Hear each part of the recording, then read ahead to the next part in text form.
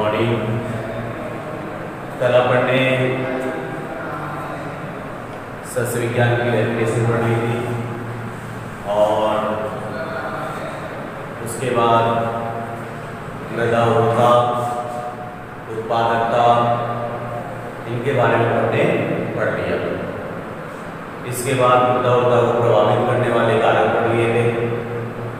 2 कारक पढ़ा थे, प्राकृतिक कारक और कृत्रिम कारक। इसके बाद अपन ने मृदा उत्पादकता पढ़ी। मृदा उत्पादकता के बारे में पढ़ा, उसको प्रभावित करने वाले कारक थे। फिर उसके बाद अपन ने मृदा उर्वरता और मृदा उत्पादकता यानी सोइल फर्टिलिटी और सोइल प्रोडक्टिविटी, इसके बारे में भी अपन ने अंतर पढ़ लिए थे। आज पढ़ेंगे अपन क्षरण, नया टॉपिक पढ़ेंगे। डालो बेटा मेरा टॉपिक होगा आज का क्षरण।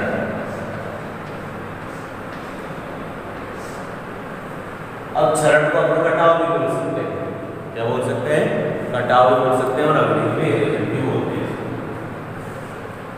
इसकी जो डेफिनेशन होती है वो होती है कि भौतिक रूप से मृदा के कणों का, भौतिक मतलब फिजिकल रूप से, भौतिक रूप से मृदा के कणों का एक स्थान से दूसरे स्थान पर पहुंचने की क्रिया को ही क्या कहते हैं? मृदा क्षरण कहते हैं। क्या कहते हैं? मृदा क्षरण कहते हैं। यानी भौतिक रूप से मृदा के कणों का एक स्थान से दूसरे स्थान पर पहुंचने की क्रिया को ही क्या कहते हैं बेटा? मृदा क्षरण कहते हैं। लिख लो इसकी डेफिनेशन।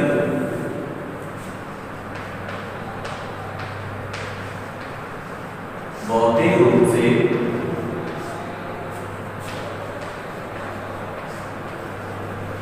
मृदा के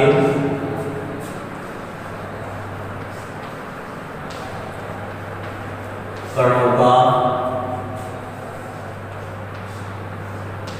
एक स्थान से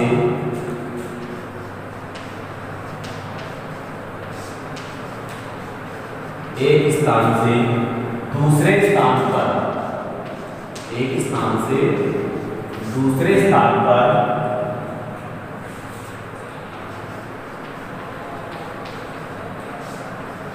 एक स्थान से दूसरे स्थान पर पहुंचने की क्रिया को ही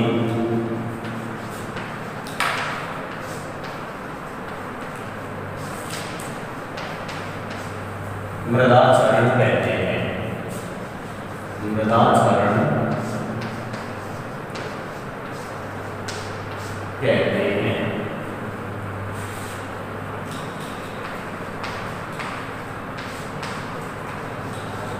आगे डेफिनेशन समझ।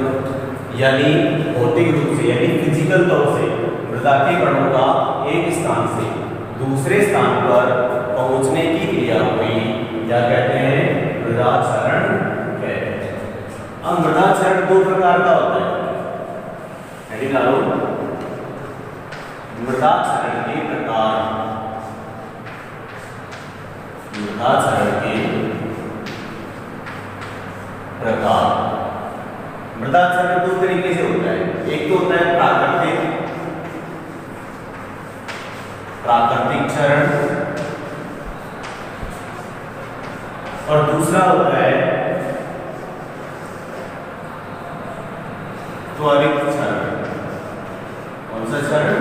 त्वरित क्षरण। नाम से पता चल रहा है प्राकृतिक में क्या क्या आते हैं? हवा और जल। अरे हवा और जल तो आएंगे, यानी इनके द्वारा मृदा का एक स्थान से दूसरे स्थान पर पहुंचने की क्रिया को ही क्या बोलेंगे अपन? प्राकृतिक क्षरण कहते हैं। दूसरा आता है त्वरित क्षरण, यानी जो हमारे द्वारा या मनुष्यों के द्वारा, इसके द्वारा या तो मनुष्यों के द्वारा या फिर जानवरों के द्वारा, मनुष्यों प्लस जानवरों के द्वारा जो क्षरण होता है उसे उसे क्या कहते हैं? त्वरित क्षरण कहते हैं।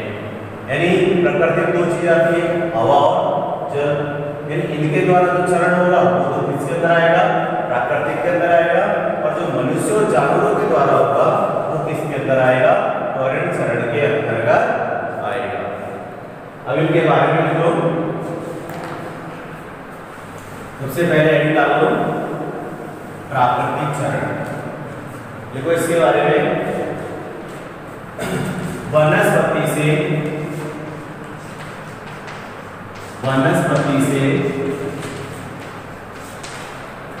ढकी हुई मृदा, वनस्पति से ढकी हुई मृदा को प्राकृतिक रूप से, वनस्पति से ढकी हुई मृदा को प्राकृतिक रूप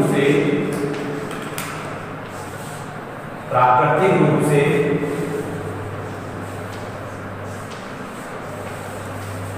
हवा व जल के द्वारा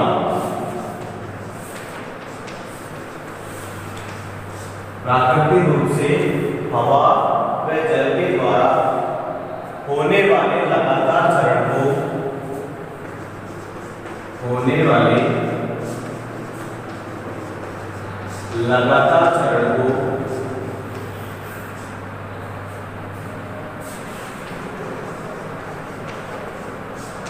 प्राकृतिक क्षरण कहते हैं। प्राकृतिक क्षरण कहते हैं।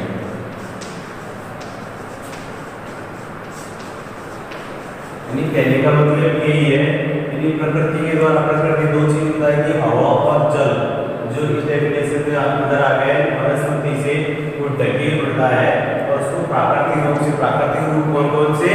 हवा और जल के द्वारा होने वाले लगातार क्षरण को ही क्या कहते हैं? प्राकृतिक क्षरण कहते हैं। अब दूसरा लिख लो, त्वरित क्षरण। त्वरित क्षरण, त्वरित क्षरण लिखो इसके बारे में। वह क्षरण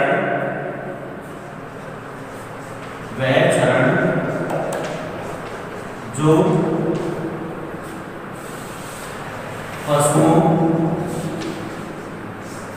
व मनुष्यों के द्वारा,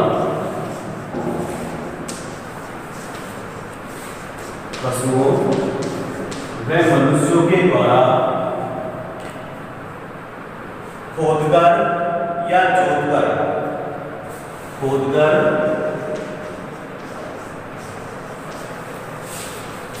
या जोतकर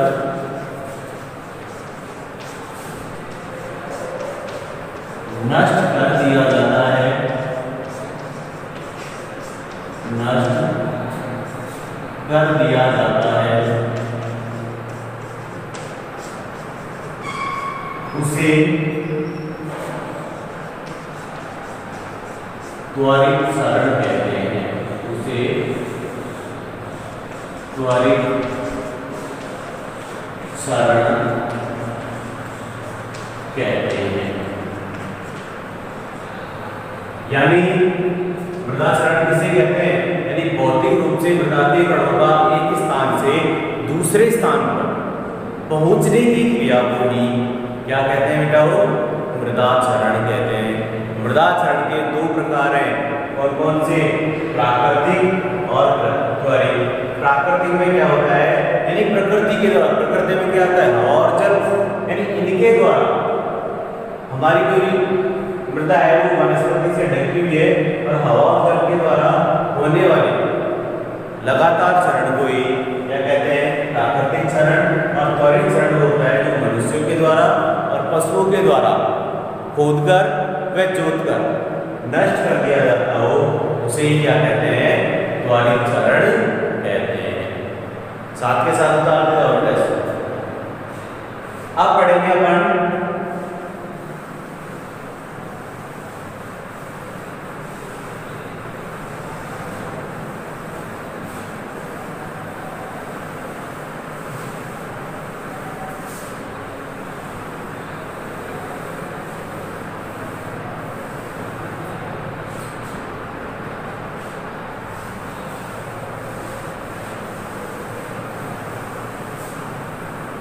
अब अपन ने दो रूप पढ़े, कौन कौन से?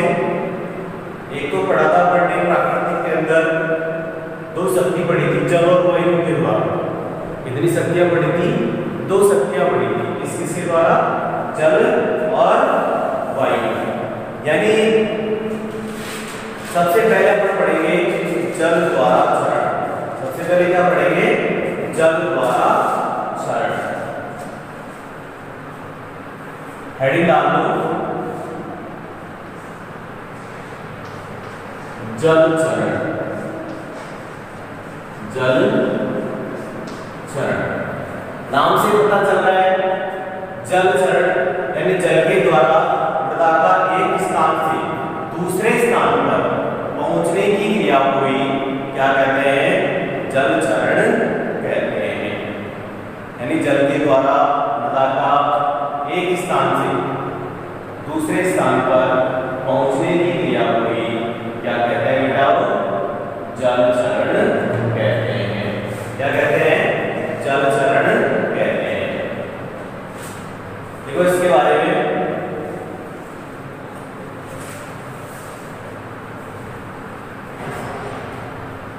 सबसे डेफिनेशन लिख लो,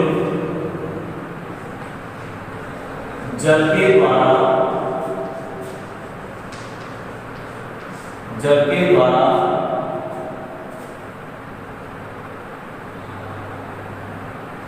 मृदा का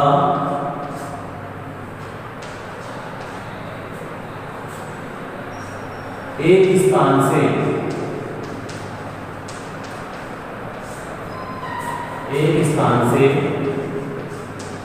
कटकर दूसरे स्थान पर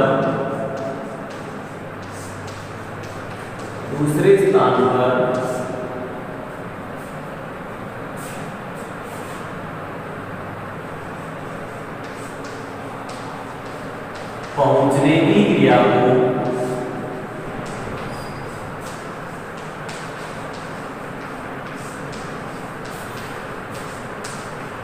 जल क्षरण कहते हैं। क्या कहते हैं? जल क्षरण कहते हैं।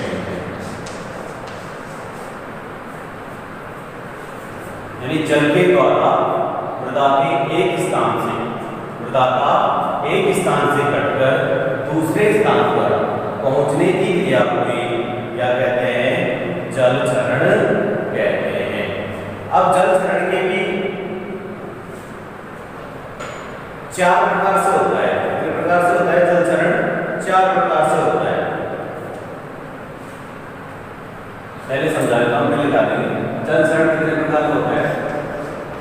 हेडिंग डाल दो, जल क्षरण के प्रकार।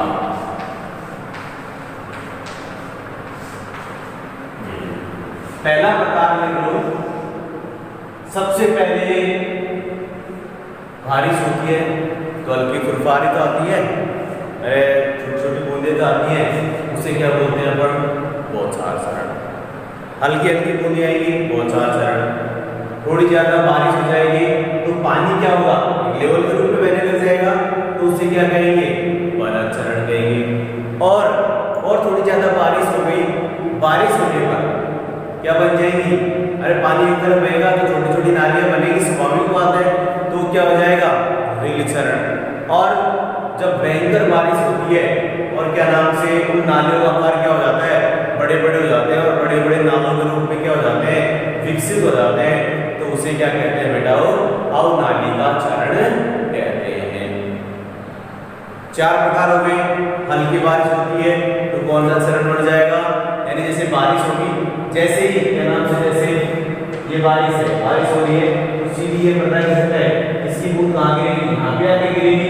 तो क्या होगा? ये जो मिट्टी का है वो एक स्थान से छटकर कहाँ चले जाते हैं? दूसरे स्थान पर चले जाते हैं। जैसे अपने हल्की फुल्की बारिश होती है, आप देखते हो छोटी छोटी गोलियां बन जाती हैं। यानी वो क्या होता है? मृदा के कण होते हैं, तो जैसे बारिश की बूंद पड़ती है तो एक स्थान से कहाँ चले जाते हैं? दूसरे स्थान पर चले जाते हैं। तो इस क्षरण को क्या नाम देंगे? बौछार क्षरण। क्या नाम देंगे बेटा? बौछार क्षरण। इसके बाद जैसे बारिश थोड़ी तेज हुई तो ये लेवल के रूप में, इसके रूप में एक लेवल के रूप में बहने लग जाता है, तो कौन सा चरण हो जाएगा? परत चरण हो गया। बारिश थोड़ी और ज्यादा हो गई तो क्या बढ़ जाएगी? पानी की तरफ जरूर बहेगी, ये थोड़ी पानी रुक जाएगा, वो अपना रास्ता जरूर बनाएगा, चाहे समतल पेड़ हो चाहे कितना भी हो, कितनी भी समतल जगह हो, पानी अपना रास्ता जरूर बनाता है। और जिस तरफ पानी जाएगा उस तरफ स्वाभाविक सी बात है कि छोटी छोटी नालियों का निर्माण हो जाएगा। यदि ज्यादा बारिश होगी तो बड़े बड़े नालों का निर्माण हो जाएगा। वो कौन सा चरण कहलाता है? अवनाली का चरण कहलाता है। इनके बारे में सबसे पहला चरण है बौछार चरण।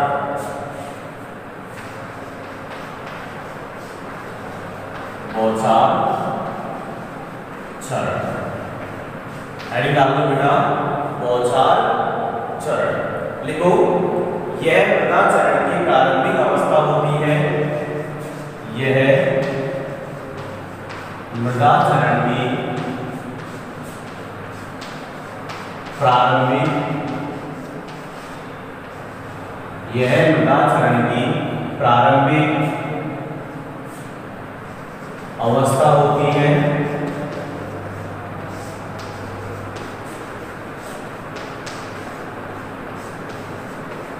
यह मृदा चरण की प्रारंभिक अवस्था होती है जब वर्षा की बूंदें जमीन पर गिरती है। जब वर्षा की बूंदें जब वर्षा की बूंदें जमीन पर गिरती है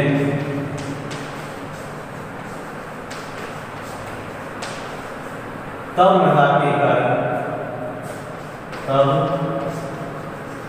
मृदा के कण एक स्थान से, जब मृदा के कण एक स्थान से छिन्न भिन्न हो जाते हैं। मृदा के कण एक स्थान से तितर बितर हो जाते हैं।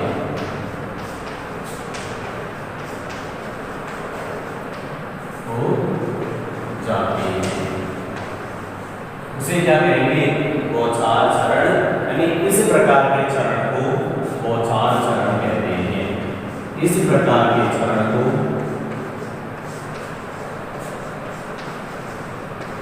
इस प्रकार के चरण को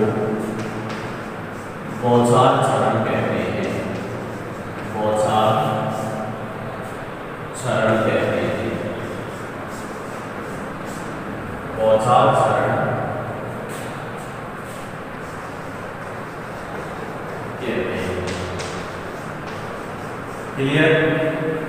यानी यह चरण की सबसे प्रारंभिक अवस्था होती है। जैसे वर्षा की बूंदें जमीन पे गिरेंगी तो मृदा के जो कण होते हैं वो एक स्थान से तितर बितर हो जाते हैं, और इस प्रकार के चरण को क्या कहते हैं? बौछार चरण कहते हैं। अब दूसरा चरण पढ़ेंगे बेटा, परत चरण। यानी बौछार होने के बाद ज्यादा बारिश होगी तो पानी परत के रूप में बहेगा ही नहीं बहेगा, तो अपन दूसरा चरण कौन सा पढ़ेंगे? परत चरण।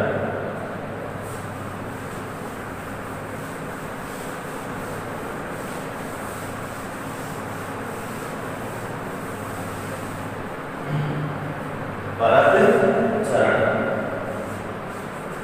हेडिंग डालो दूसरा प्रकार परत चरण। लिखो इसके बारे में। वर्षा की बूंदों के द्वारा, वर्षा की बूंदों के द्वारा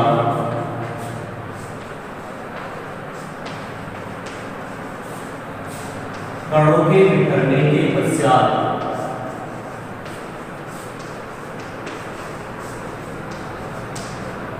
कणों के बिखरने के, वर्षा की बूंदों के द्वारा कणों के बिखरने के पश्चात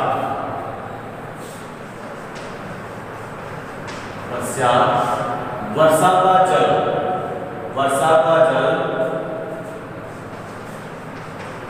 वर्षा का जल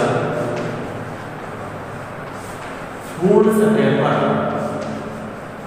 वर्षा का जल पूर्ण सतह पर मिट्टी को बहाकर मिट्टी की पतली परत को अपने साथ मिट्टी की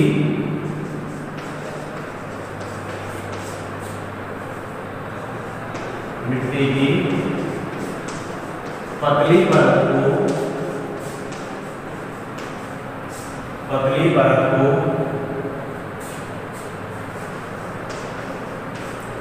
अपने साथ बहाकर ले जाता है, अपने साथ बहाकर ले जाता है, बहाकर ले जाता है। इस प्रकार के क्षरण को परत क्षरण कहते हैं। इस प्रकार के क्षरण को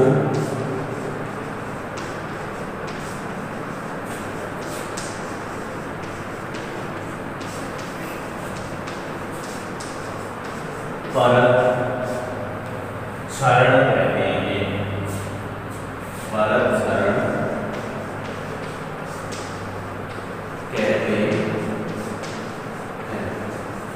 यह आंखों से नहीं दिखाई देने वाला, यह आंखों से नहीं दिखाई देने वाला, नहीं दिखाई देने वाला सबसे हानिकारक क्षरण होता है।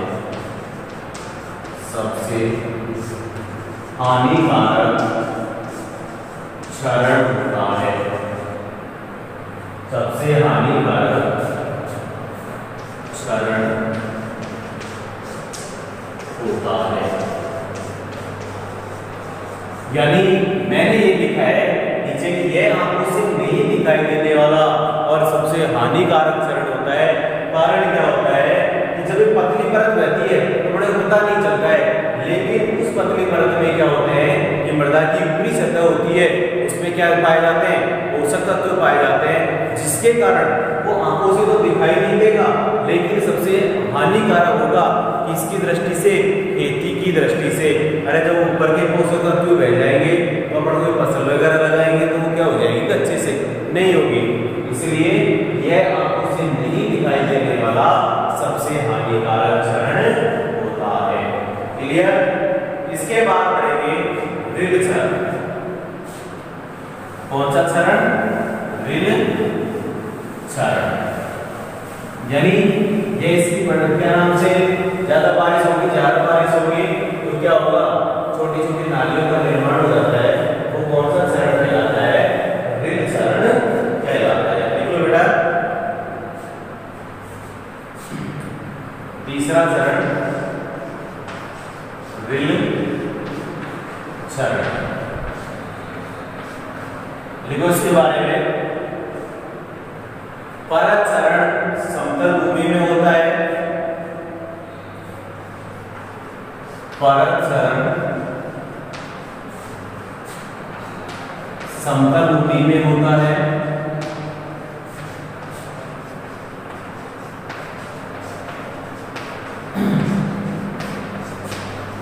परत क्षरण समतल भूमि में होता है। समतल भूमि में होता है, लेकिन जो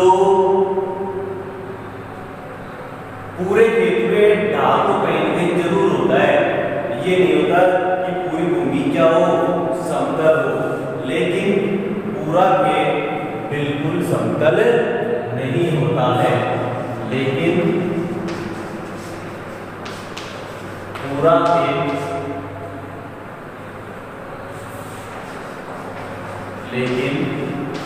खेत बिल्कुल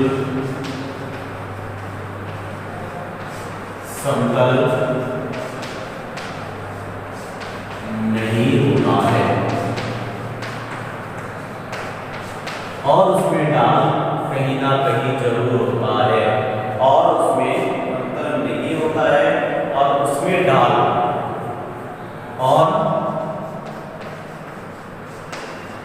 जिसमें कहीं ना कहीं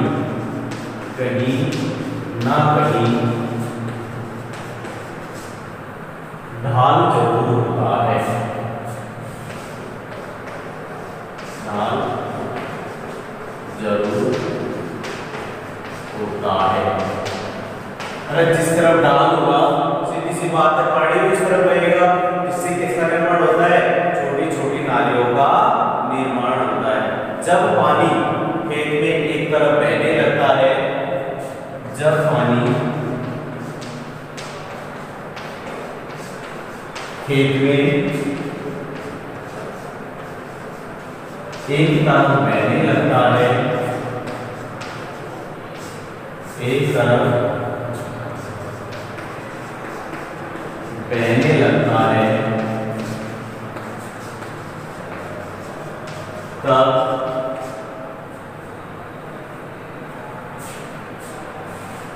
छोटी छोटी नालियों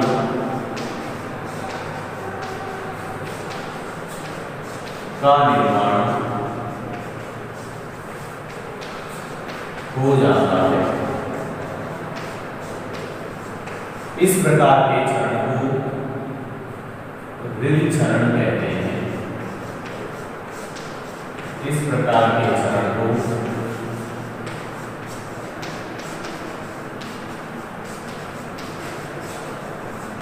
रिल चरण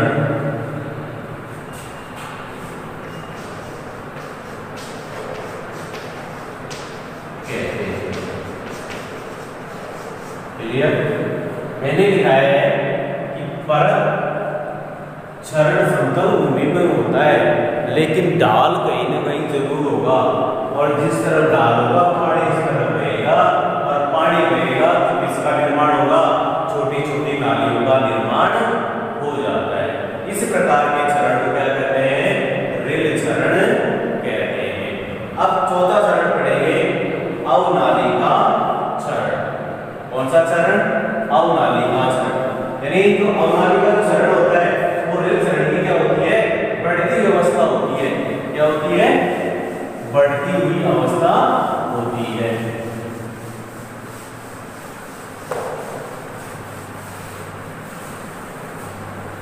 चौथा चरण पढ़ेंगे अपन रिल चरण, अवनालिका चरण। अवनालिका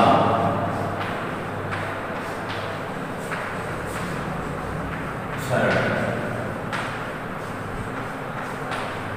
यह रिल चरण की बढ़ती अवस्था होती है। यह रिल चरण की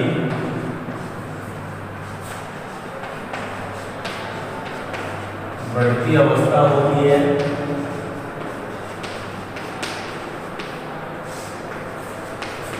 यह रिल चरण की बढ़ती हुई अवस्था होती है, अवस्था होती है जब खेत में ढाल अधिक होता है,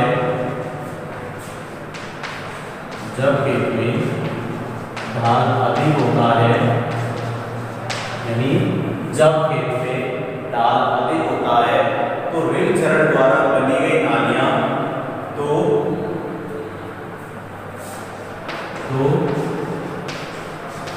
रिल चरण द्वारा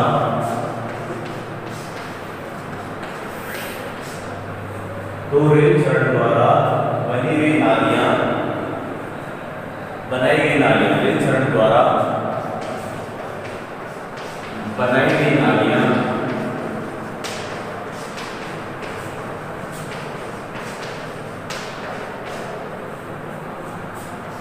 काफी चौड़ी बनाई गई नालियां काफी चौड़ी और गहरी हो जाती हैं। काफी चौड़ी और गहरी हो जाती है। इस प्रकार के चरण में इस प्रकार के हो जाती हैं उपजाऊ मिट्टी के साथ साथ, उपजाऊ मिट्टी के साथ साथ, मिट्टी के साथ साथ अधोमृदा भी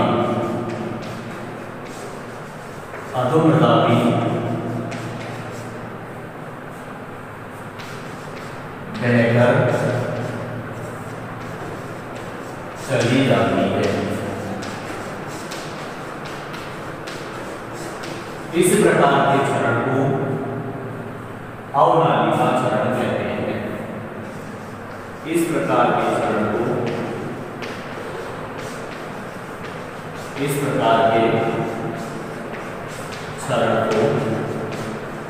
अवनालिका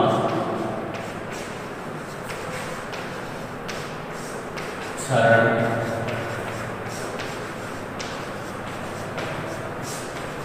कहते हैं। क्लियर? अपन ने पढ़ा है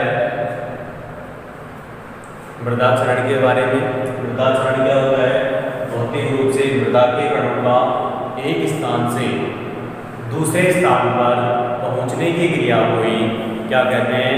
मृदा चरण कहते हैं। मृदा चरण दो प्रकार के लिए कौन कौन से? प्राकृतिक और त्वरित। नाम से पता चलता है प्राकृतिक मतलब प्रकृति। प्रकृति में क्या क्या आता है? हवा और जल, यानी हवा और जल के द्वारा वनस्पति से ढकी हुई मृदा पे जो चरण होता है वो कौन सा चरण कहलाता है? प्राकृतिक चरण कहलाता है। फिर उसके बाद में पड़ा त्वरित चरण। त्वरित चरण किसके द्वारा होता है? हमारे द्वारा और जानवरों के द्वारा। अरे हमारे द्वारा जैसे कि मान लिया अपन ने चलते चलते पैर से मृदा उसपे जमीन पे लात मार दी, जैसे यहाँ पे अपन ने लात मारी तो मिट्टी कहाँ चली जाएगी? आगे चली जाएगी। तो ये कौन सा चरण हो जाएगा? त्वरित चरण हो जाता है। ये हमारे द्वारा यानी मनुष्यों के द्वारा और जानवरों के द्वारा। जानवरों के द्वारा कैसे? जैसे पशु एक स्थान से दूसरे स्थान पे जाएगा तो उसके पूर्व कहाँ लगते हैं? मिट्टी में लगते हैं। मिट्टी के पूर्व के अंदर क्या हो जाती है? भर जाती है ताकि वो एक स्थान से दूसरे स्थान पर पहुंच जाती है। ये दोनों चीजें किसके अंतर्गत आती है? त्वरित चरण के अंतर्गत आती है। अब बड़े पढ़ने दो शक्तियों के द्वारा चरण होता है। पहली शक्ति अपन ने पढ़ रहे थे जल चरण। जल चरण किसे कहते हैं? नाम से पता चल रहा है जल चरण यानी जल के द्वारा मृदा का एक स्थान से कटकर दूसरे स्थान पर पहुंचना ही क्या कहलाता है? जल चरण कहलाता है। जल चरण चार प्रकार से होता है। सबसे पहले हल्की बारिश होगी तो किसका रूप हो जाएगा? बौछार का हो जाएगा। पानी अपने लेवल के रूप में बहने लग जाएगा तो क्या हो जाएगा? भरत चरण हो जाएगा। और क्या नाम से? खेत समतल तो नहीं होता है, जरूरी होता है खेत समतल हो, कहीं ना कहीं ढाल जरूर होता है। तो उसमें क्या होगा? जिस तरह पानी बहेगा तो छोटी छोटी नालियों का निर्माण होगा तो रेल चरण हो जाएगा। और अवनालिका चरण यानी जब रेल चरण की बढ़ती अवस्था होती है कौन सी? अवनालिका। और जैसे जैसे बड़े बड़े नालों का निर्माण ये जो रेल चरण द्वारा बनाई हुई नालियां अपनी गहरी और चौड़ी हो जाती हैं, फिर वो कृषि कार्य करने के बाद में उन्हें नष्ट नहीं किया जा सकता है। वो कौन सा चरण कहलाता है? अवनालिका चरण कहलाता है। अवनालिका चरण में क्या नाम से? ऊपर की उपजाऊ मिट्टी तो बहेगी लेकिन साथ साथ ही जो अधोमृदा है यानी संस्तर होता है वो एक ही संस्तर होते हैं मृदा के अंदर, वो भी क्या होते हैं? एक ही संस्तर भी क्या हो जाते हैं? कटकर एक स्थान से दूसरे स्थान पर चले जाते हैं। अब पढ़ेंगे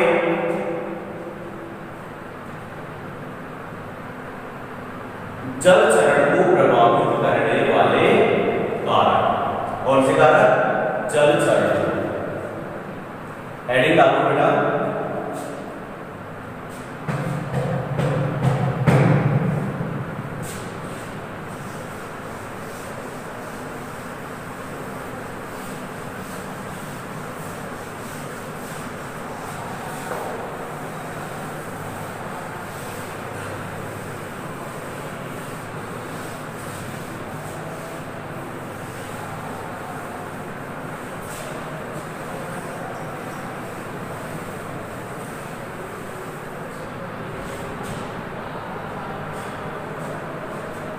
हेडिंग डाल दो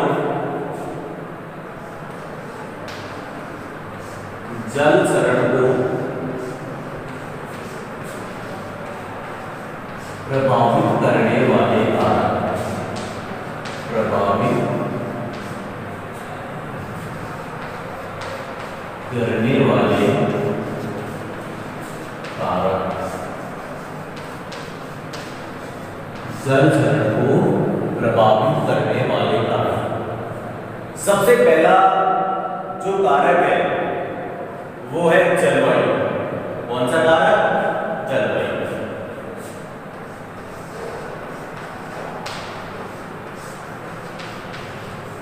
अब जलवायु कैसे प्रभावित करेगी? अरे जलवायु कैसे प्रभावित करेगी जल चरण को? इसके अंदर वायु को निकाल दो, क्या बच गया? जल बच गया, नहीं बचा? जैसे हमारे पास जैसे दो एरिया है, एक एरिया में मान लो, एक एरिया ये मान लो। इस एरिया में भयंकर बारिश हो गई। क्या हो गई? भयंकर बारिश हो गई। यदि हल्की बारिश होती है तो एक स्थान से दूसरे स्थान पर जाएंगे। लेकिन ज्यादा बारिश हो गई, ज्यादा बारिश होने के क्या होगा? अरे पानी भरेगा, नहीं भरेगा? पहले तो गांव में स्टेट के अंदर पानी भर जाएगा, लेकिन खेत ऐसा समतल होता नहीं है, ढाल कहीं ना कहीं जरूर होता है। तो क्या होगा? वर्षा की गहनता के कारण यानी अधिकता के कारण मिट्टी कटके कहां चली जाएगी? एक स्थान से दूसरे स्थान पर चली जाएगी। इसलिए जलवायु वाला पॉइंट भी किसको प्रभावित करता है? जल चरण को प्रभावित करता है। यानी कम बारिश होगी तो कम कटाव होगा, ज्यादा बारिश हो जाएगी तो ज्यादा कटाव होगा। इसलिए जलवायु वाला पॉइंट इसको प्रभावित करता है, जल चरण को प्रभावित करता है। देख लो इसमें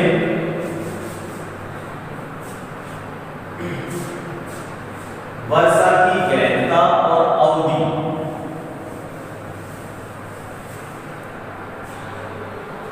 देखो बेटा, इसमें वर्षा की गहनता और अवधि, वर्षा की गहनता और अवधि। यानी गहनता का मतलब बहुत ज्यादा और अवधि का मतलब होता है कि लंबे मात्रा में। जैसे बारिश जैसे 30 मिनट हो गई तो कम चरण होगा, और जैसे बारिश ज्यादा हो गई 2-3 घंटे 5 घंटे लगातार बारिश चल रही है तो क्या होगा? अरे मृदा चरण पे सीधा सीधा उसका प्रभाव पड़ता है। अवधि मृदा यानी वर्षा की गहनता और अवधि का मृदा चरण पर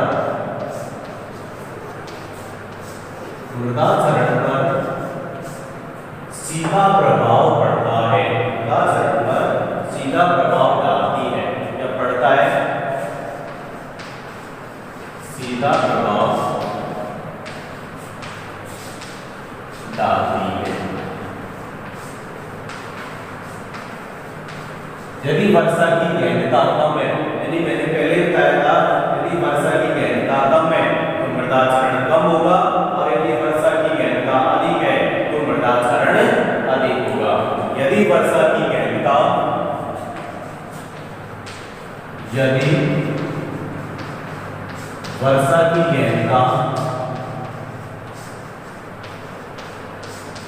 कम है तो मृदा चरण कम होगा, मृदा चरण कम होगा। यदि गहनता अधिक है, यदि वर्षा की गहनता अधिक है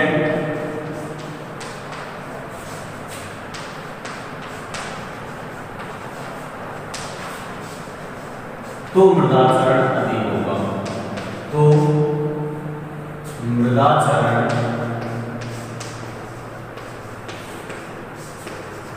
अधिक होगा। आगे पॉइंट समझ। यदि जलवायु जल चरण को प्रभावित करने वाला पहला कारक क्या पढ़ लिया आपने? जलवायु। यानी जितनी वर्षा होगी, जितनी भयंकर गति से बारिश होगी और जितने लंबे समय तक होगी, तो सीधी सी बात है बेटा, वो चरण ज्यादा होगा, वर्षा की गहनता कम होगी और अवधि कम होगी, तो सीधी सी बात है क्या नाम से मृदा चरण कम होगा। लिख दिया? यदि वर्षा की गहनता अधिक है तो मृदा चरण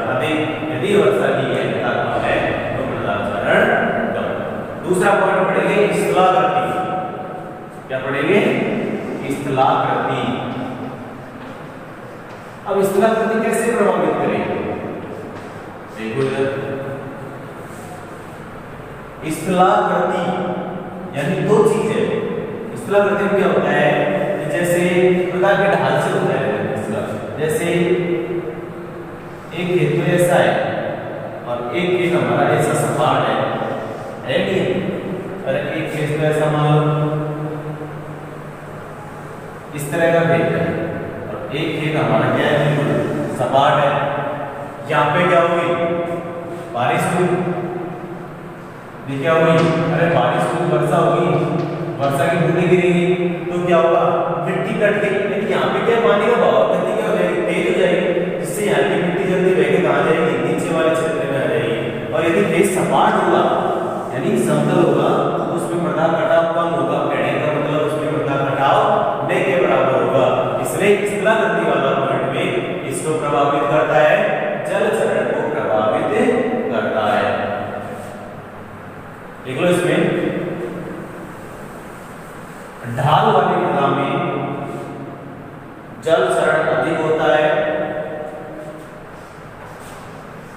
ढाल वाली मृदा में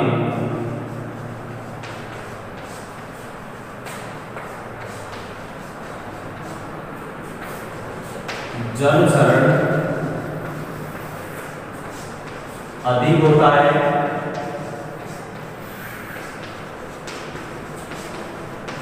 ढाल वाली मृदा में जल चरण अधिक होता है क्योंकि पानी की बहने की गति क्या होती है?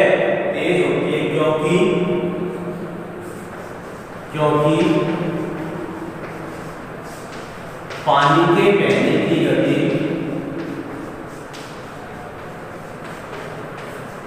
क्योंकि पानी के बहने की गति तेज होती है। और यदि ढाल कम होगा तो क्या होगा? अरे पानी का बहने की गति क्या होगी? कम होगी।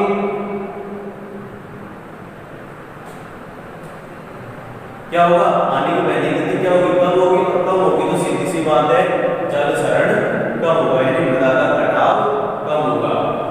अब अधिक गति तेजी से होता है क्योंकि क्या होता है?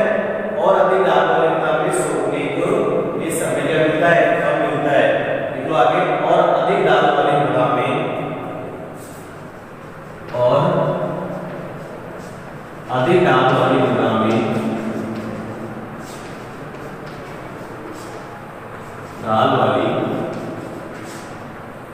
में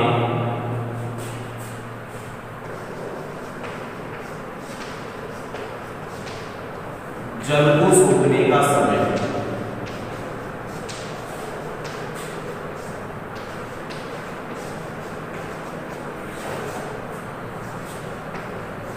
कम मिलता है। क्लियर? यानी ढाल वाली मृदा में जल चरण अधिक होगा क्योंकि पानी की बहने की गति तेज होती है, और अधिक जल ढाल वाली मृदा में जल सूखने के लिए समय, ढाल वाली मृदा में जल को सूखने का समय, जल को सूखने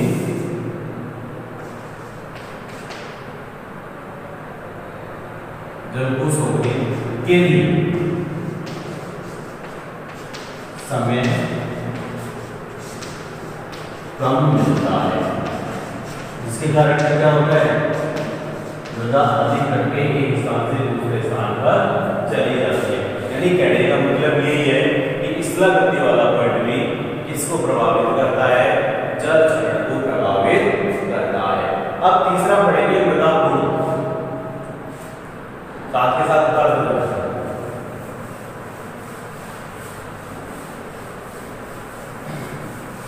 अब मृदा को कैसे प्रभावित करेगा? एक तो बालू मिट्टी हो गई और दूसरी काली मिट्टी हो गई। बालू मिट्टी में क्या होता है? कणों का आकार बड़ा होता है, और कणों का आकार बड़ा होगा तो क्या होगा? अरे मिट्टी जल्दी एक स्थान से कटकर दूसरे स्थान पर चली जाएगी। लेकिन काली मिट्टी के कण क्या होते हैं? बारीक होते हैं, और बारीक होने के कारण आपस में क्या रहते हैं? सटे हुए रहते हैं, जिसके कारण वो आसानी से एक स्थान नहीं जा पाते हैं। इसलिए हम कौन सा प्रकार पढ़ेंगे? तीसरा, मृदा गुण। मृदा गुण यानी जो बलुई मृदा होती है इसमें गुण कौन पाए जाते हैं? गुण कैसे? जैसे 95% इसमें बालू रहती है और 5% इसमें क्या पाए जाते हैं? कार्बनिक पदार्थ पाए जाते हैं। और कणों का आकार क्या होता है? बड़ा होता है, जिसके कारण ये पानी को रोके रखने की क्षमता यानी इतनी क्षमता नहीं होती है, जिसके कारण जैसे बारिश होती है तो कट के कहाँ चले जाते हैं? एक स्थान से दूसरे स्थान पर चले जाते हैं। इसलिए मृदा गुण वाला पॉइंट भी किसको प्रभावित करता है? क्या नाम से? जल चरण को प्रभावित करता है। देखो बलुई मृदा के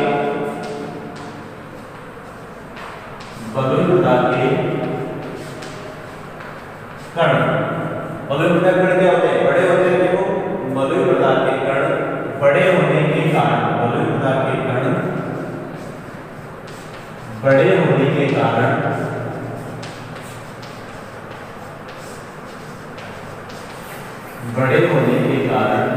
आपस में, अरे बड़े कण हो गए आपस में चिपके हुए नहीं रहते, वो क्या रहते हैं? खुले खुले रहते हैं, आपस में चिपके हुए नहीं रहते हैं, आपस में चिपके हुए नहीं रहते हैं।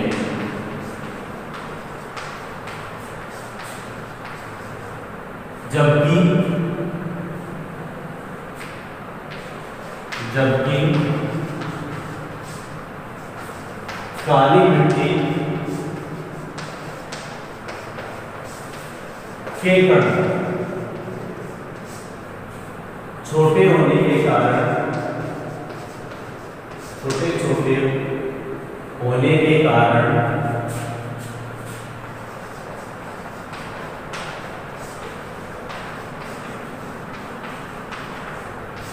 आपस में चिपके रहते हैं, आपस में चिपके रहते हैं। अरे आपस में जो मृदा के कण चिपके रहेंगे, कितनी बेहतर बारिश हो वो एक स्थान से दूसरे स्थान पर नहीं पहुंच पाते हैं, यानी मृदा चिपके रहते हैं, जिससे क्षरण नहीं होता है, जिससे क्षरण नहीं होता है।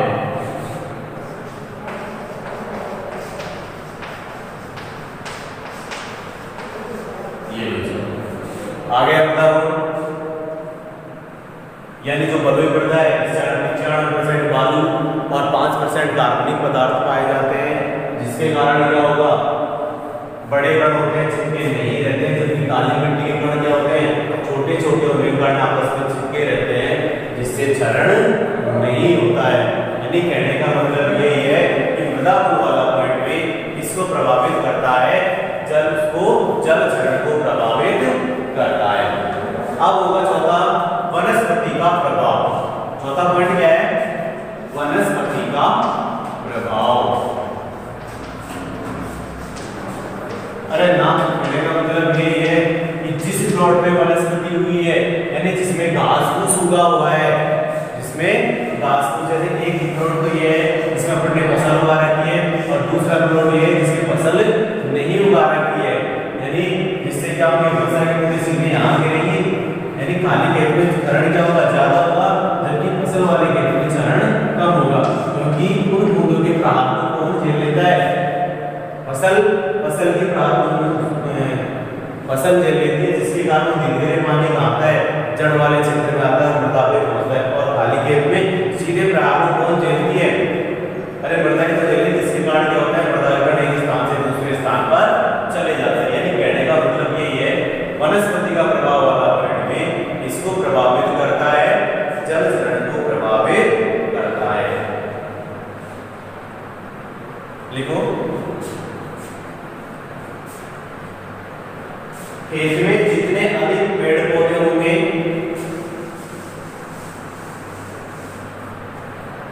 खेत में जितने अधिक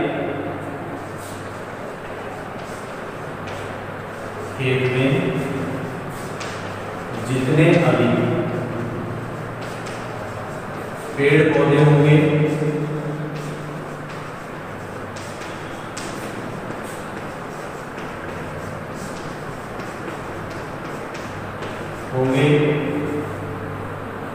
खेत में जितने अधिक पेड़ पौधे होंगे तो क्षरण कम होता है।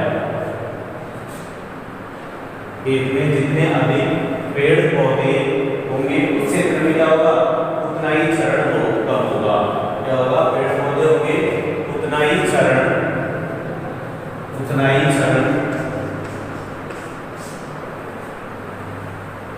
क्षरण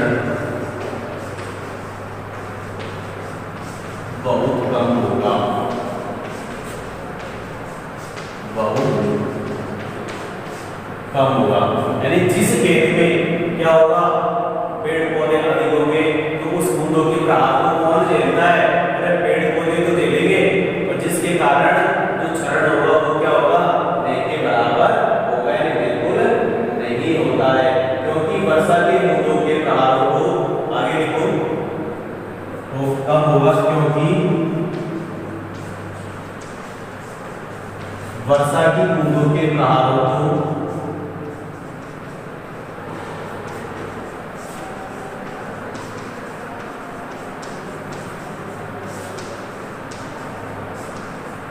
पेड़ पौधों की पत्तियां सहन कर लेती हैं, पेड़ पौधों की पत्तियां सहन कर लेती है, या पेड़ पौधों की पत्तियों के द्वारा, पेड़ पौधों की पत्तियों के द्वारा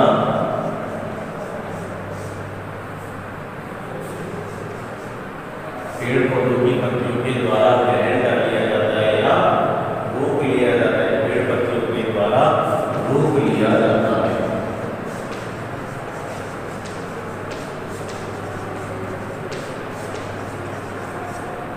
ये हो गया आपका वनस्पति का प्रभाव, यानी जिस क्षेत्र में वनस्पति है वहां वर्षा की बूंदों के प्रभाव को वनस्पति के द्वारा रोक लिया जाता है, और जिस क्षेत्र में वनस्पति नहीं होगी उसमें क्या होगा कि उस बूंदों के, यानी उस बूंदों के प्रभाव आएंगे सीधे जमीन में आएंगे, और जमीन पे आएंगे तो सीधी सी बात है मृदा के कण क्या हो जाते हैं, एक स्थान से दूसरे स्थान पर क्या हो जाते हैं, छिन्न भिन्न हो जाते हैं, यानी तीतर बितर हो जाते हैं। इसलिए वनस्पति का प्रभाव वाला पॉइंट भी इसको प्रभावित करता है बेटा, ये प्रभावित करता है, जल चरण को प्रभावित करता है।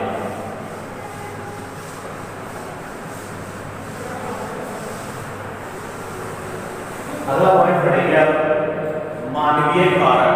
कौन सा कारक, मानवीय कारक। अब मानवीय कारक जल चरण को कैसे प्रभावित करता होगा,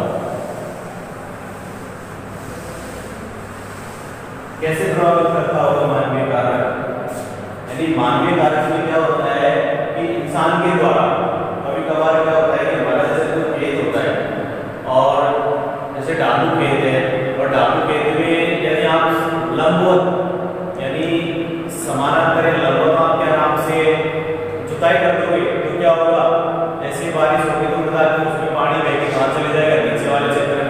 यदि ढाल वाले क्षेत्र में अपन विपरीत जुताई करेंगे, किसी विपरीत, ढाल के विपरीत, तो क्या होगा कि मिट्टी के कण एक स्थान से दूसरे स्थान पर आसानी से नहीं पहुंच पाएंगे। इसलिए मानवीय कारक वाला पॉइंट भी इसको प्रभावित करता है, जल चरण को प्रभावित करता है।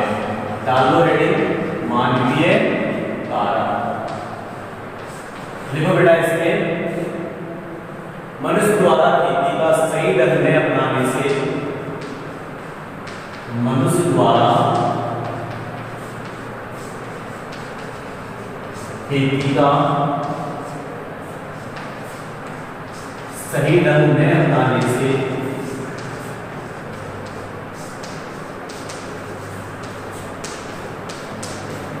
सही ढंग में अपनाने से मृदा क्षरण अधिक होता है, अपनाने से मृदा क्षरण अधिक होता है।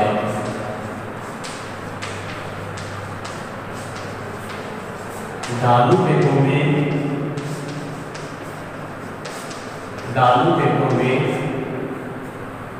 जुताई डाल के लंबवत न करके, डाल के लंबवत न करके डाल के विपरीत करनी चाहिए, डाल के विपरीत करनी चाहिए, डाल के विपरीत करनी चाहिए। आगे हमारे बारे समझ, यदि हमारे पास डाल के समानांतर कर देंगे यानी इसके लंबवत कर देंगे तो क्या होगा, बारिश के साथ मिट्टी बह के कहाँ चली जाएगी, नीचे वाले क्षेत्रों के अंदर चली जाएगी। और सही ढंग अपनाना है हमें खेती का, यदि सही ढंग नहीं अपनाएंगे तो क्या होगा, जल क्षरण आदि होगा।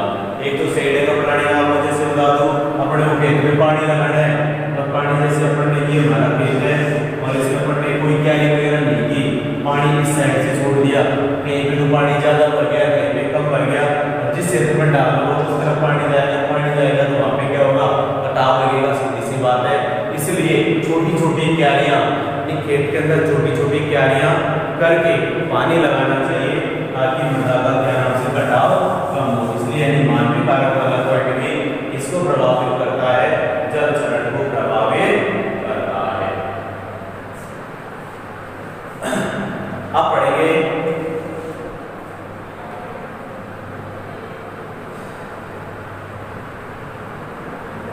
मृदा संरक्षण की जैविक विधियां। कौन सी? मृदा संरक्षण की जैविक विधियां। एडी डालो,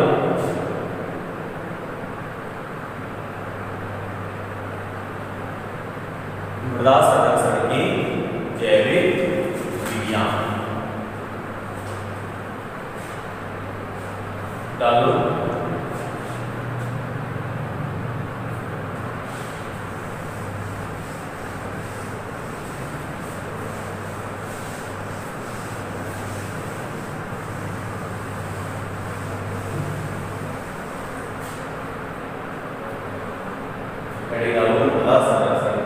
जलीय क्षरण को रोकने की विधियां,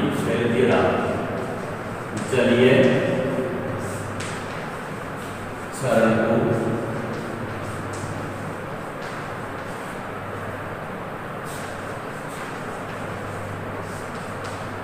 रोकने की विधियां, यानी जल क्षरण किस प्रकार से रुकेगा, ये सारी विधियों के बारे में आगे पढ़ेंगे।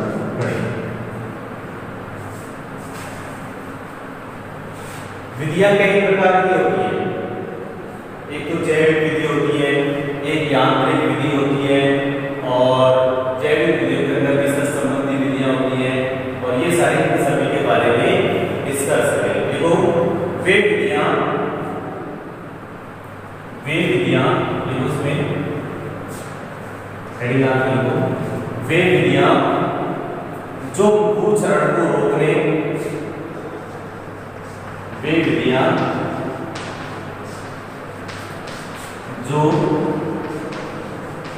भूक्षरण को रोकने,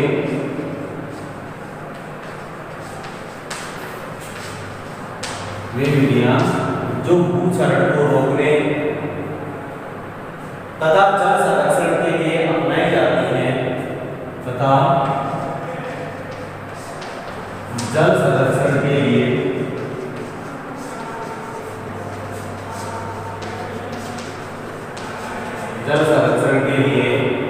अपनाई जाती हैं,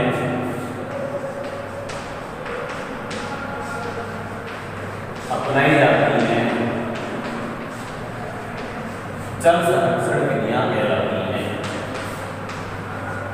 जल संरक्षण विधियां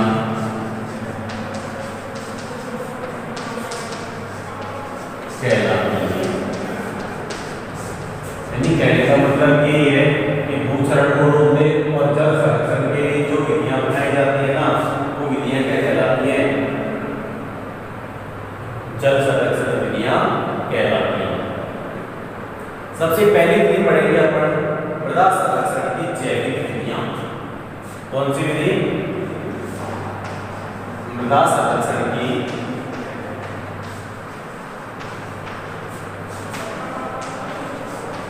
जैविक विधियां। अब इसमें भी पहली विधि पढ़ेंगे अपन सस्य संबंधी विधियां। कौन सी? सस्य संबंधी विधियां। सस्य संबंधी विधियां।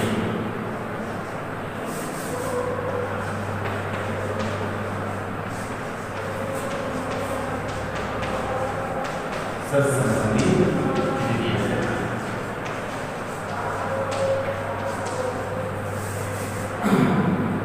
अब सस्य संबंधी विधियों के अंदर पहली विधि पढ़ेंगे इसमें भी समोच्च की। कौन सी विधि? समोच्च की। अब समोच्च खेती होती क्या है? यानी डाल के विपरीत। समोच्च खेती जैसे ये अपने डालू खेती है, इस प्रकार से डालू खेती है ना। अब इसमें क्या करते हैं कि अपन में इसमें सीधी पे तो क्या नाम से कर नहीं सकते। अरे इसमें तो अपन विधि अपना नहीं सकते। जैसे बारिश होगी तो पानी में कहाँ जाएगा? नीचे आ जाएगा। इसलिए इसमें क्या करते हैं अपन इसे सीढ़ी नुमा खेत बना देते हैं। कैसे खेत बना देते हैं? सीढ़ी नुमा। काट काट के क्या बना देते हैं? खेत बना देते हैं सीढ़ी नुमा। सीढ़ी नुमा खेत बनाने से क्या होता है कि जो पानी होता है वो बह बह के कहाँ आता है? नीचे की तरफ आता है। अरे एक तो अपन सीढ़ी जैसे कि अपने सीढ़ियां वगैरह चढ़ाते हैं, एक तो बिल्कुल स्लिप के ऊपर पानी होगा, सीधे नीचे बहेगा। और सीढ़ियां होती है उसमें पानी क्या आता है? रुक रुक के आता है। और जब पानी रुक रुक के आएगा तब तक उस जल को कौन ग्रहण कर लेगी? मृदा के द्वारा उस जल को ग्रहण कर लिया जाएगा। यानी इसलिए अपने कौन सी खेती अपनानी चाहिए? समोच्च खेती हमें अपनानी चाहिए। देखो इसमें समान ऊंचाई पर बनी हुई रेखाओं को कंटूर कहते हैं। यानी समोच्च बोल दो या कंटूर बोल दो। समान ऊंचाई पर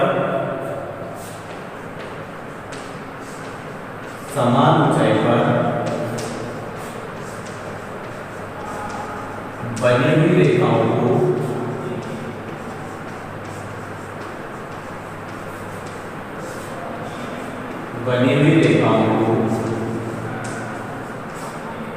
कंटूर कहते हैं। जो बोलते हैं कंटूर। कंटूर बोल दो या समोच्च बोल दो, एक ही बात है। कंटूर अंग्रेजी में बोलते हैं और समोच्च क्या है? हिंदी का वर्ड है। इस प्रकार की खेती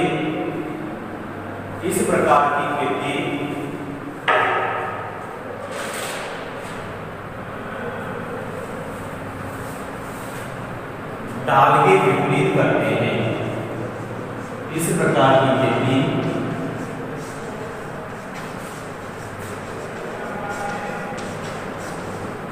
ढाल के विपरीत करते हैं।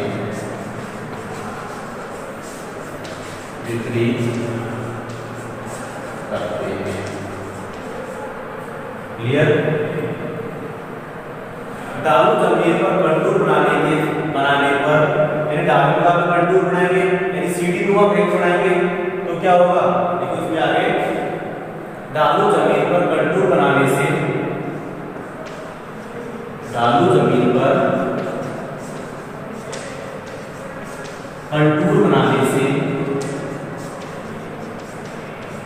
पानी रुक रुक के नीचे आएगा। अरे अपन जब सीढ़ी नुमा खेत बना देंगे तो क्या होगा?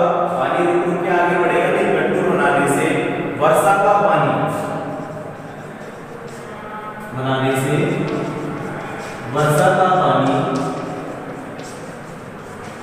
ऊपर ले लेता हूं बेटा। वर्षा का पानी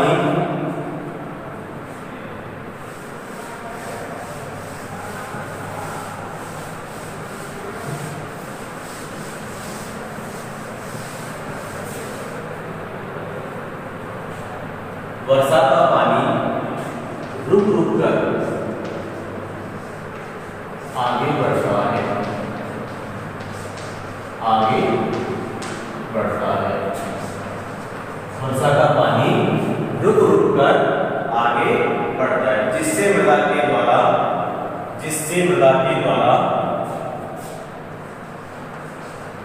जिससे मृदा के द्वारा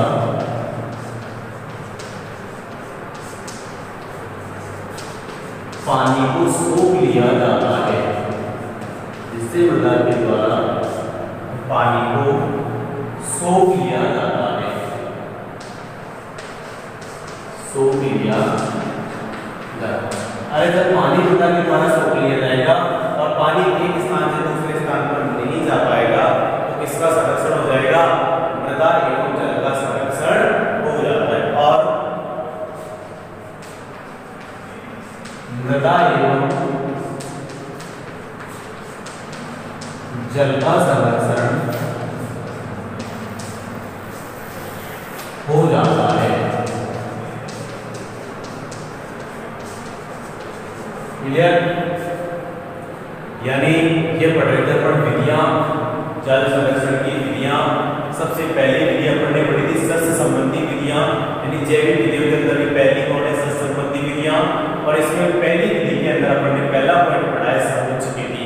समोच्च खेती का मतलब यही है कि समान ऊंचाई पर, यानी ढाल वाले खेत में क्या करते हैं कि सीढ़ी नुमा खेत बना लेते हैं। सीढ़ी नुमा बोलो, चाहे कंटूर बोल दो, चाहे समोच्च बोल दो, तीनों एक ही बात है। कहने का मतलब उसकी ढाल को सीढ़ियों के रूप में कन्वर्ट कर दिया जाता है। और सीढ़ी में तुम जानते हो कि पानी क्या होता है? रुक रुक के आगे बढ़ता है। पानी रुक रुक के आगे बढ़ेगा तब तक हमारी मृदा के द्वारा उस पानी को क्या कर लिया जाएगा? सोख लिया जाएगा। और सोख लिया जाएगा तो मृदा और जल का क्या हो जाएगा? संरक्षण हो जाएगा। अब दूसरा पॉइंट पढ़ेंगे भूपरिष्करण। दूसरा पॉइंट क्या है इसका? भूपरिष्करण।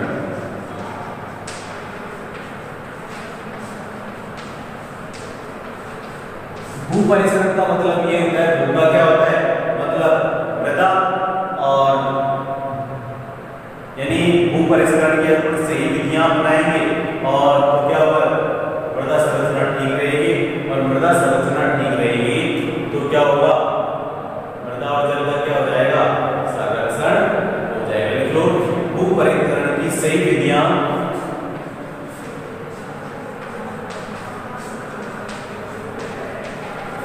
भूपरिष्करण की सही विधियां व औजारों के अपनाने से,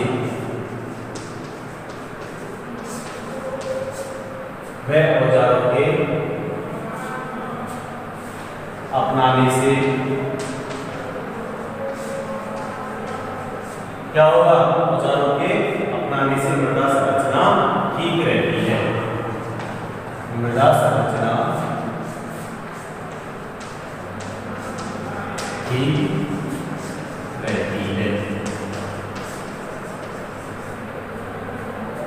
ये हो गया हमारा भूपरिष्करण वाला पॉइंट। अब पढ़ेंगे तीसरा पॉइंट पलवार। क्या पढ़ेंगे? पलवार।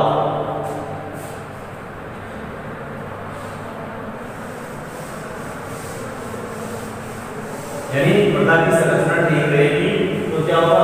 जल का और उसका संरक्षण आसानी के साथ हो जाएगा। इसलिए भूपरिष्करण वाला पॉइंट भी जल और मृदा को संरक्षण करने में क्या होता है? सहायक होता है। तीसरा होता है पलवार। पलवार को अंग्रेजी में बोलते हैं बेटा मल्चिंग। क्या बोलते हैं? मल्चिंग।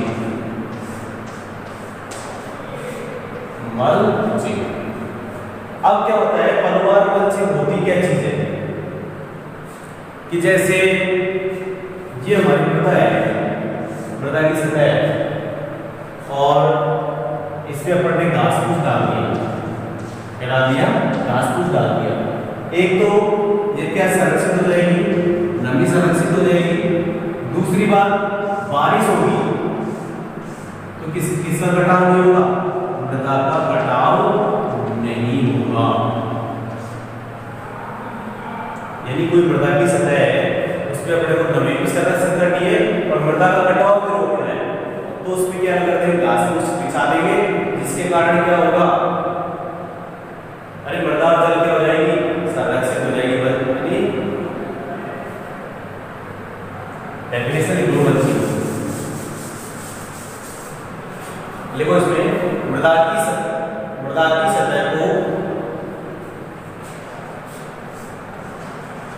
मृदा की सतह को फसल अवशेषों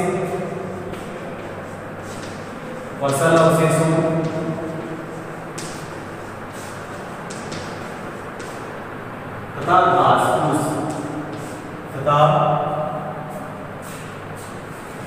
घास फूस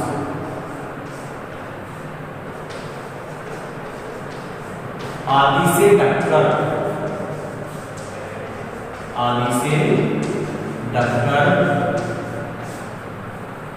घास फूस आदि से ढककर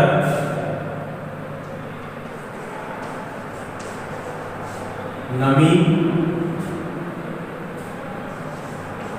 को बनाए रखना ही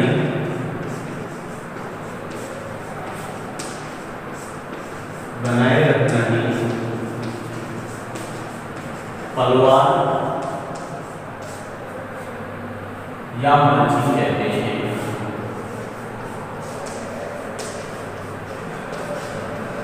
पलवार या मल्चिंग कहते हैं।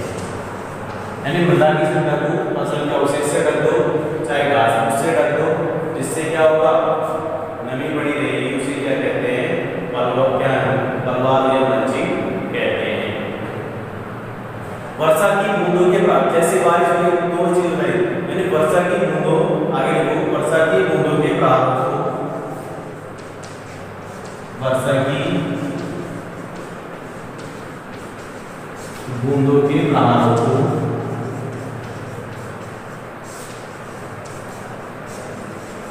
घास फूस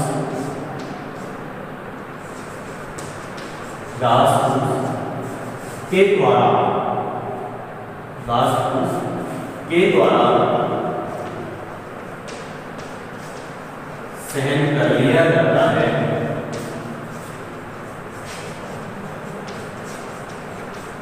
जिससे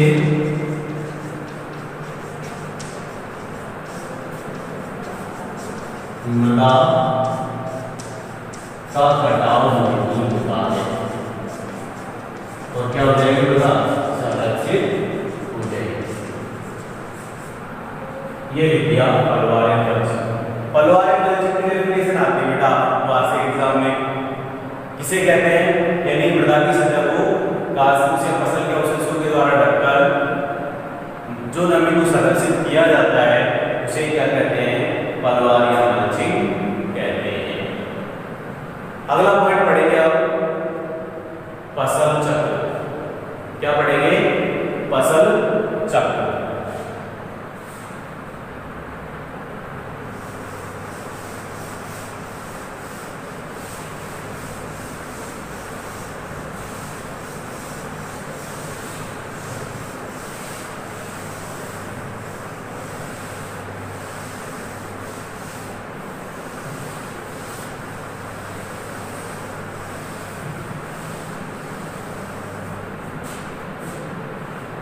अगला पॉइंट पढ़ेंगे फसल चक्र।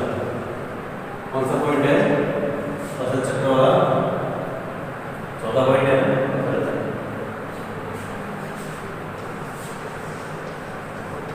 फसल चक्र कैसे संरक्षित करेगा मृदा की नमी को और जल को। अपन इसमें लिख सकते हैं कि फसल चक्र में मृदा एवं जल के संरक्षण में क्या होता है, सहायक होता है। तो इसमें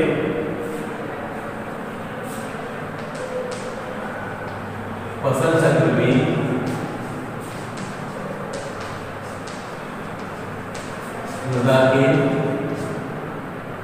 मृदा व जल संरक्षण में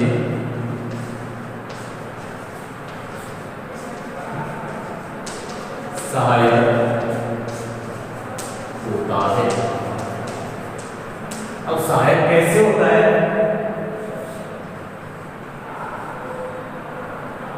यदि अपन जैसे ये दो खेत, एक में अपन ने बाजरा लगा रखा है और एक में अपन ने मूंगफली लगा रखी है।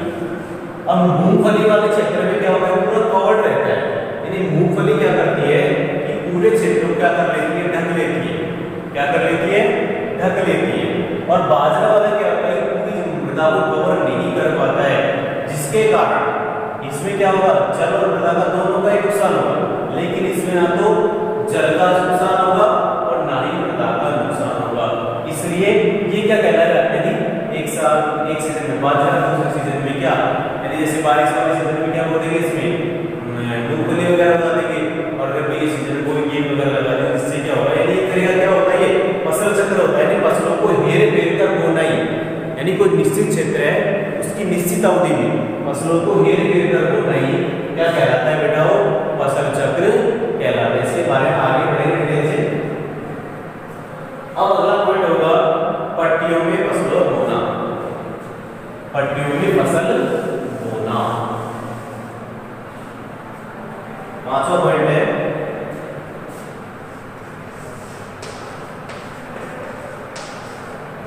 पट्टियों में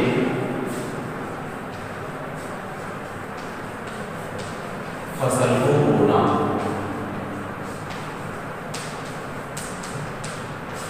अब कैसे पट्टियों में फसल को बोने से क्या होगा, मृदा जल कैसे संरक्षित होगा।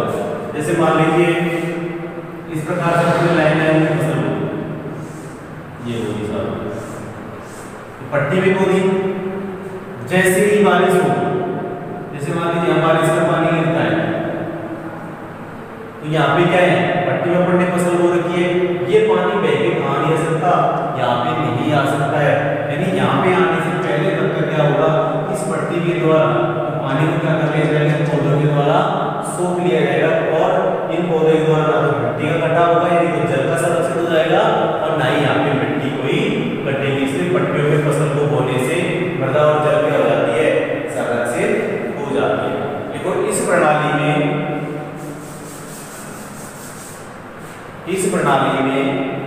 फसल डाल के विपरीत समानांतर, इस प्रणाली में फसल डाल के विपरीत, फसल डाल के विपरीत समानांतर, डाल के विपरीत समानांतर पट्टियों में, डाल के विपरीत समानांतर पट्टियों में बोने से, पट्टियों में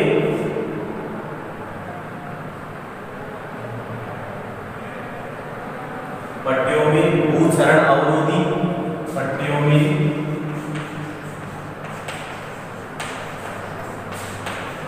भूक्षरण अवरोधी,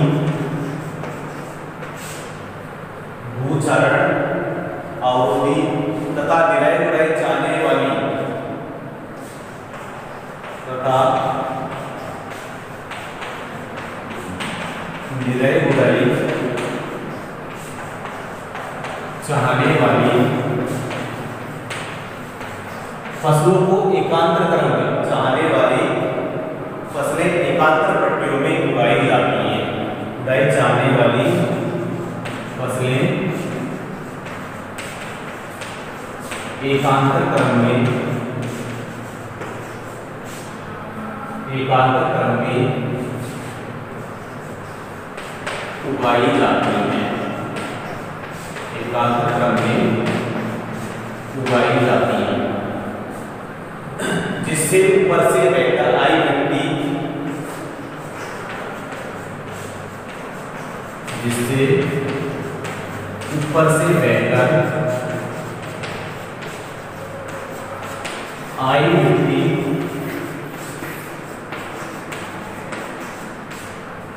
जिससे ऊपर से बहकर आई मिट्टी और पानी रुकते रहते हैं, ऊपर से बहकर आई मिट्टी और पानी रुक जाता है,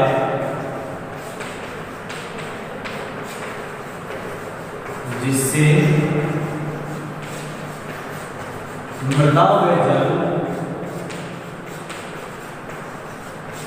दोनों का संरक्षण हो जाता है,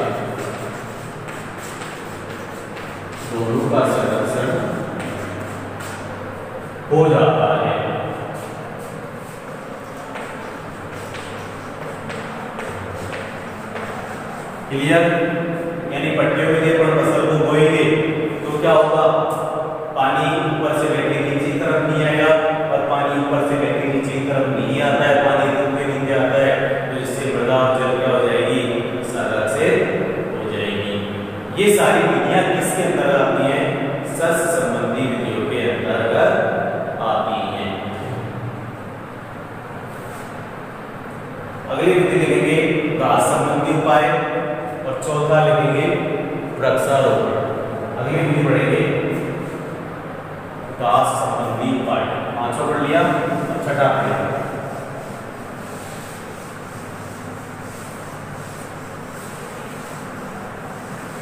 अरे जिस क्षेत्र में घास लगी होती है मिट्टी बह के जाती है क्या, नहीं जाती है, क्योंकि वो मिट्टी क्या घास क्या होती है, मिट्टी को आपस में क्या रहती है, जकड़ी हुई रहती है, जिसके कारण ना तो मिट्टी कटेगी और ना ही पानी एक स्थान से दूसरे स्थान पर जाएगा। इसलिए अगला पढ़ लो घास संबंधी उपाय।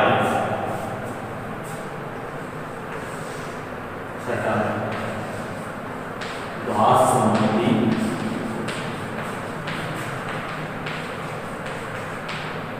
उपाय। देखो बेटा इसमें घास संबंधी वाले में फसल चक्र में अन्य फसलों के साथ साथ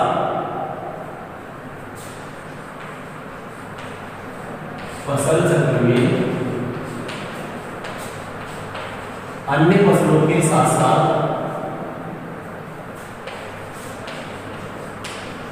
फसल चक्र में अन्य फसलों के साथ साथ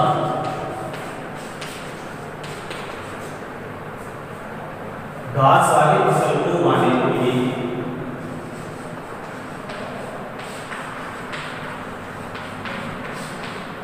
घास वाली फसल को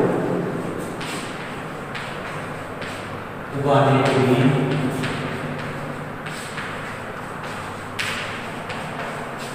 ले फार्मिंग है, ले फार्मिंग है। यानी यदि फसल चक्र में पड़ने फसलों के साथ साथ घास वाली फसल भी उगा रहे हैं तो उस क्रिया को क्या कहते हैं, ले फार्मिंग कहते हैं।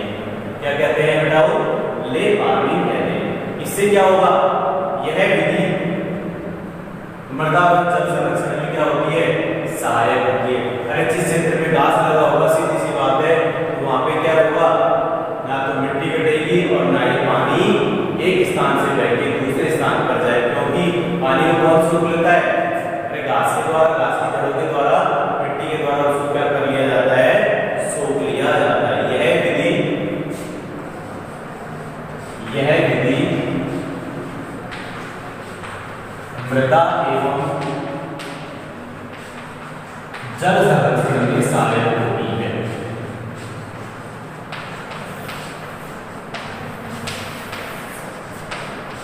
सहायक होती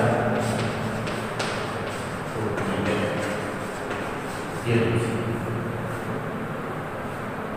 आगे घास संबंधी उपाय समझ आ गए पॉइंट, यानी जिस क्षेत्र में घास होगा उस क्षेत्र में, यानी जैसे फसलों के साथ साथ अपना घास उगाए उसकी क्रिया को रिक्वायरमेंट कहते हैं, और ये विधि मृदा और जल संरक्षण में क्या होती है, सहायक होती है। लास्ट पॉइंट पढ़ेंगे अपने इसका वृक्षारोपण। सातवां पॉइंट है वृक्षारोपण।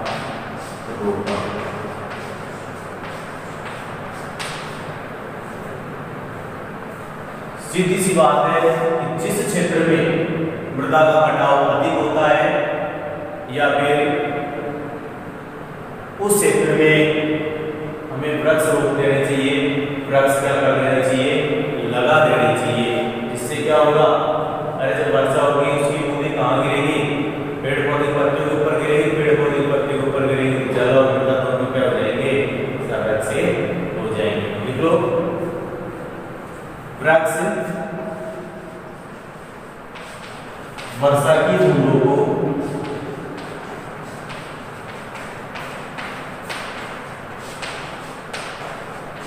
जमीन पर नहीं गिरने देती है, जमीन पर नहीं गिरने देती है,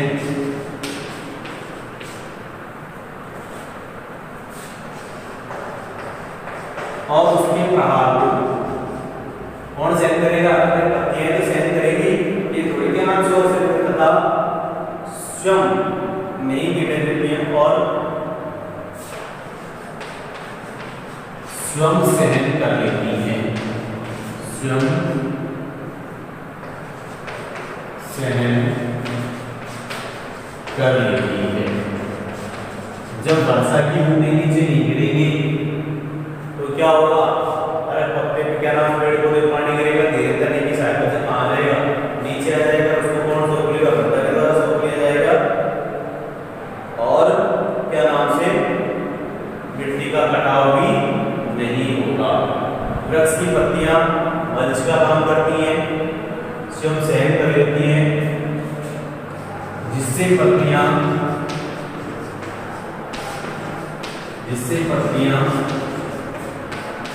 मल्च का कार्य करती हैं, जिससे पत्तियां मल्च का कार्य करती हैं। किसका कार्य करती है?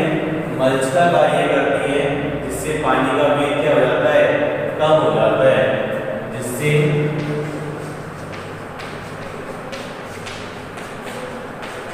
पानी का वेग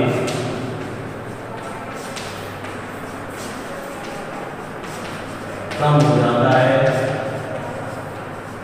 और मृदा एवं जल का संरक्षण हो जाता है, और मृदा एवं जल का संरक्षण हो जाता है। ये पढ़ने आज सारी जैविक विधियां पढ़ ली। कल अपन मृदा एवं जल संरक्षण की क्या पढ़ेंगे?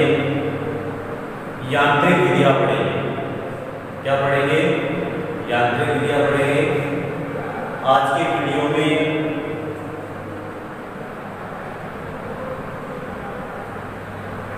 के वीडियो में इतना ही काफी है। धन्यवाद।